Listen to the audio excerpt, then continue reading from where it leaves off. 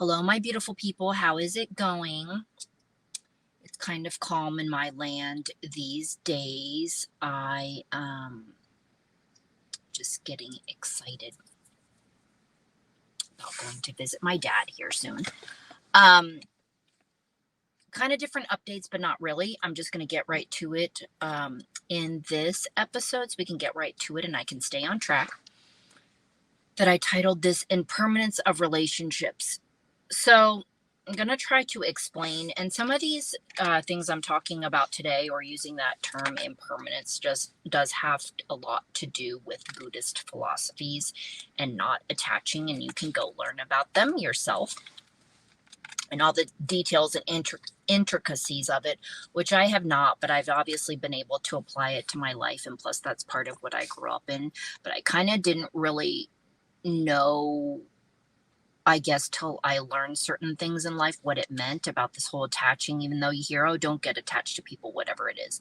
But anyway, impermanence of relationships, the inspiration for this show, but I'm going to tell you in a minute, talking to my good friend today, Dana, is that I circle back to issues like this because I really need to talk about them, and relationships in general, just they're so much of our lives, and because of what I've realized thus far, it's like just the focus on other people. It's basically, it's difficult to do when you live in a world with people, and whether you have relationships short-lived or long-term,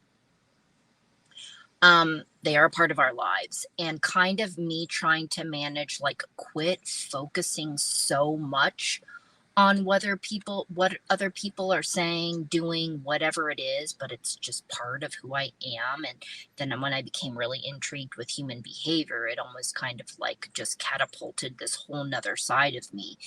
And there's still a lot of areas that, I'm still trying, I don't know, trying to figure out. I don't know why I'm trying to still figure out. I feel like I got it. So keep circling around to these different issues and looking at other people's, or listening to other people's stories about their relationships, right? Platonic or romantic, and things like that. And just everything I've learned. Okay. So looking at our mindset, and this is all about, like, we can change how we look at them. It's almost kind of like, it is very challenging to me because I only know what it's like to be a friend. So, like, going into the couple of romantic situations that I've had in my life, it's like, I don't know, I didn't get it. And, like, I don't know, it was just friend first. So that's another thing that kind of, I guess, trying to understand. But I get it at the same time too, when you meet somebody right away and you get really excited, how it could just go serious very quickly, right? I understand that too. Okay, so the mindset I want to bring up, okay, how we look and how we viewed relationships growing up, right? For those of us, or whatever it is, finding love, or these things in life that you see other people do, that whether you just see what it is in culture, right? So us not being prepared for them, not thinking that different ones are going to serve different purposes, and they may not all necessarily be rooted in love, just like friendships, not everybody views them the same. Not thinking that there are phases, not thinking about them dissolving too much. Of course, we go as we learn, right? And definitely not thinking that they will change. The relationship will change, or that we will change. I don't know. I think I didn't really have an expectation. I didn't know. And I also didn't know, I don't know that I thought I would be living for very long. I know that sounds kind of creepy, but, like, I just didn't envision, I just didn't know what to think. So that was my perception. So it's funny. Okay, I'm a little bit gonna sidetrack here, is that lately I got to research guests. I need more stories. I need more whatever. It doesn't have to be specifically to first responders. And you just look around you and stories will appear, right? Look around, ask around. So my good friend and I were talking today, and this is why I laugh, because she's a very spiritual person like me, but she's in her 60s. She's been single for 20 some years. And it's just funny because we're having a very casual conversation about basically this whole thing, the love path, right? If you want to call love relationship path. And she's like, okay, what I've learned thus far, because she just had another breakup, is that basically she's like, okay, the first one when I was young, year and a half, the lesson was out of that, don't just marry somebody because you get pregnant. She's like, yeah, what, year and a half. The second one, okay, that was about domestic violence or domestic assault. Third one was with a narcissist and having an open relationship and realizing she didn't want that after all down the road, what she learned through that. And then she met another one who was also a narcissist that she also saw red flags in. And she was cracking my shit up because she was talking about how she hung out with him 4 days in a row and he really irritated her. And I was like, in a year and a half, like, because they didn't live together, in a year and a half, you never spent like 4 days in a row with him. She's like, no, maybe 2. So that cracks my ass up. So they just broke up and, different things like that involving other women and just different things like that, which is, not what she wants at 60s. And so I like to really ask her, like, how does she feel? Like, does she want to be in something like serious? Like, she talks to all kinds of people. She's very independent. She likes being busy. She likes her space. She doesn't want to live with anybody. And so now again, she's talking to somebody again. So if you want to look at it, she's kind of going from relationship to relationship, but I think she is learning. We were talking about this. I'm like, okay, what happened this time? And usually with the narcissist as well as too is when she picks them, they're very attractive. And this one was not very attractive to her physically, but they had good chemistry, right? It was going good. So, but she said she ignored red flags. So I think also to people, it depends on the types of red flags that you see, because you trust people and you want to believe this certain thing about them. And I will always talk about, sometimes we need to look at these things in people's careers, not to judge them, but looking at their lifestyle, looking at, like I said, their careers, what type of person they are. And we don't want to judge on them, right? But you have to take it into account because they are surrounded by people all of the time. Opposite sex, same sex, whatever it is, right? So musicians, first responders, trainers, bartenders, tattoo artists, right? And this is male, female. So basically what I'm wanting to say is that in this episode of Impermanence of Relationships and what we were just talking about and how she looked at over the course of her life is that I think that just thinking that your relationship, platonic or friendship, is going to last forever and or it's going to stay the same is, I don't want to say a mistake. I want to say it's something we create in our minds and that we need to become aware that that is false, okay? There are ones that are long lasting. It's all of that, right? There is truth in it. But even in long lasting ones, say somebody passes away or some or other sort of situation of what it is, you thought it to be true that it was going to be long lasting. It does not last, right? Love lasts. You lose somebody physically. Yes, there is that physical loss, but we create an illusion in our mind that they are gone. And that is for another topic. So going back to the Buddhist thing, thinking that things are permanent, attaching causes suffering. Attaching could be not necessarily, we are talking about being somebody with somebody 24/7. It could be just the attachment in their mind, in our minds, that, like what I just said, something is going to last forever. And the only thing that is going to last forever, people, is love. So when you find that with anybody, right, when you find it, for me, it's a very sacred thing. And I want to, yes, hold on to that, hold on to the ones that I do cherish, but not attach. So at least I have the love and can hold on to the love. But what I'm saying is treasure it when you find it. And People probably talk about that stuff all the time. And maybe we don't really appreciate it as much as I would do. Because how are we showing appreciation for it? You know, I know for me, because I've seen so many people come and go, and I feel like I've built up this resilience. I just really, over the past 5 years, have really just really tried, not tried, just done it to be like really grateful and thankful every time you talk to them, every time you might hug them, every time you might anything, right? See, talk, touch, moments. It's moments. And it's stuff like that that people talked about before that I really didn't understand, because even when I heard it, I was like, well, how do you do that? Like, even when people say, enjoy the moments with your kids, enjoy your whatever. Yeah, not being distracted, right? Not doing our things, not being on the phone, not whatever, and really soaking up the time. And that is already a challenge when you are thinking about lots of other things. That's why meditating is so helpful.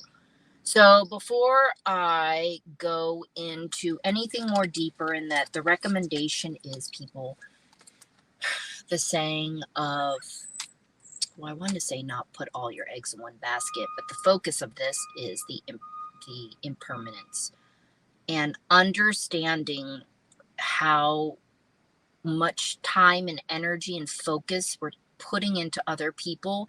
And it could just be, I'm trying to give an example of what I mean to describe this.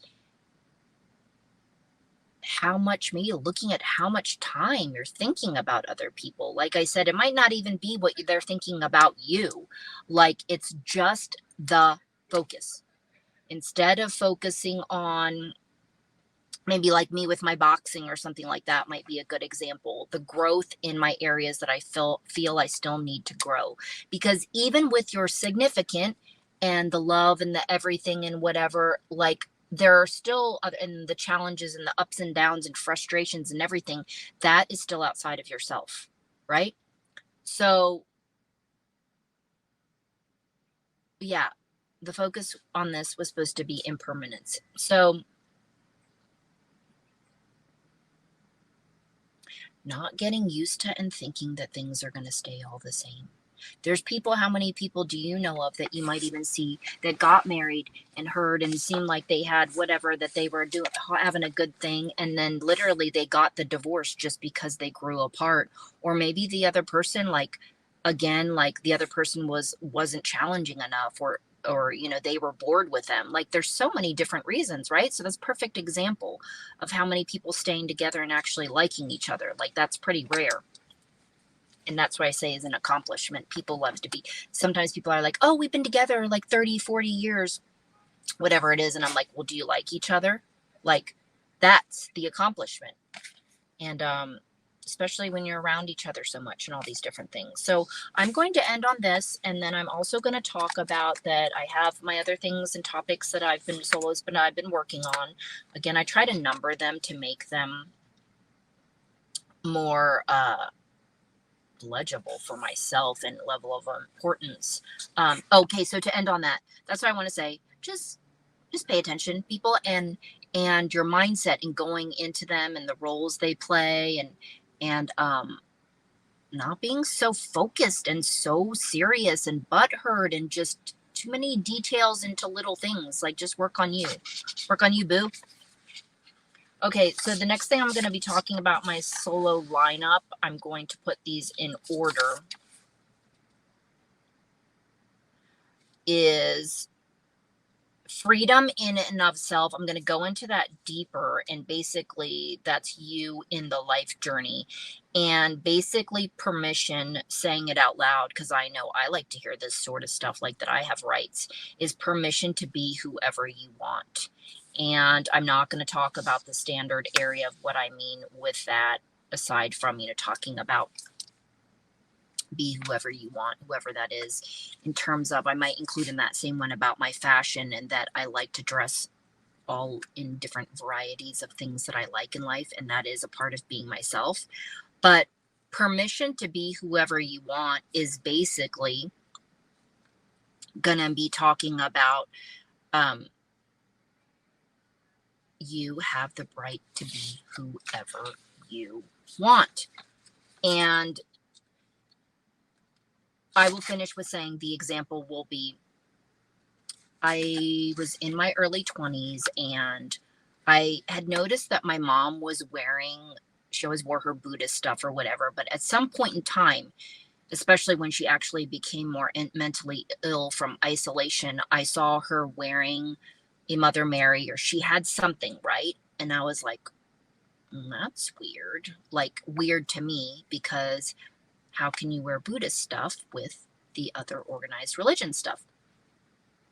Because Buddhism to me is a philosophy. I don't consider it a religion. We're not worshiping statues, but still, if it's kind of a different belief system than Christianity. And so that is just an example there of what I'm going to go into, is that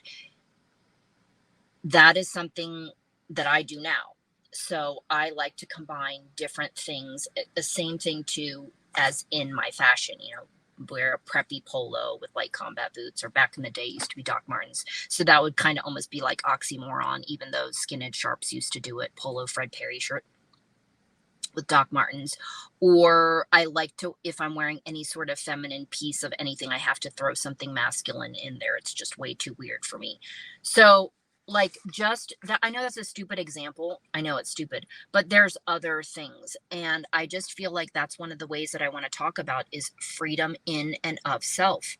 And I don't want to have restrictions on things like that. Like back in the day, I probably would have never worn black and gold together. I think gold is usually pretty lame, but I love it and it looks so pretty with my skin.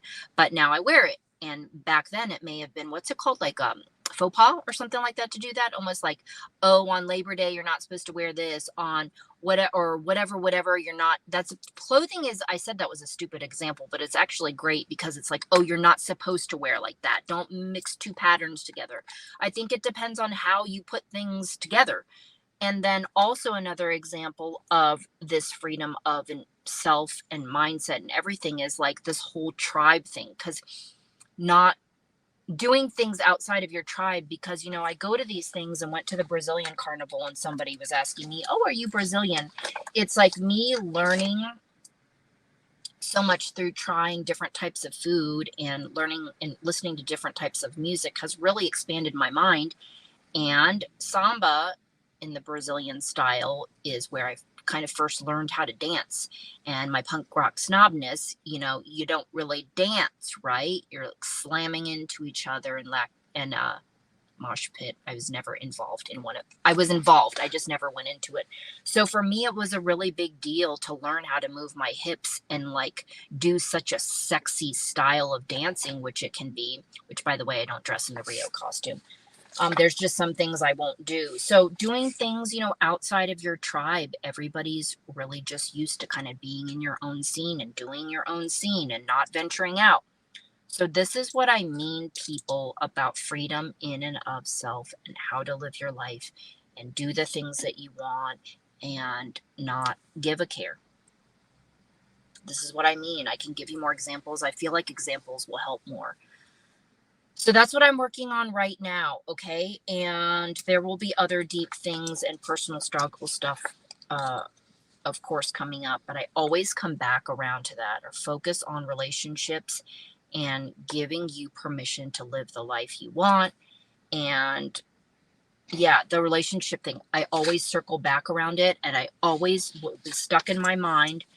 I don't even know how many more times in the course of my lifetime I'm going to talk about. I'll never forget my dad saying that you will be lucky if you can count on one hand the friends you have. You will be lucky, because he said the amount of disappointment in different things. His dad said the same thing too. And I fully resonate with it. And I understand that. And it doesn't mean don't have any friends or anything like that. But just, again, it just always sticks in my head. Like, you are so right. But I also have my own idea in my own head about how I look at friends. So not everybody has viewed them the same. So I will talk to you next time, people, and thank you for listening. Hopefully this provided some value. And again, just to recap again, just look at the energy and efforts and everything that you're putting into your relationships and your focus on them. And what's even more interesting is when you step back and you see how little people are involved with you. Some of them were maybe just a work friend. It was just convenient for them, and that's why you guys were close. Now that's some shit. So that's it. I'll talk to you next time. Bye, people.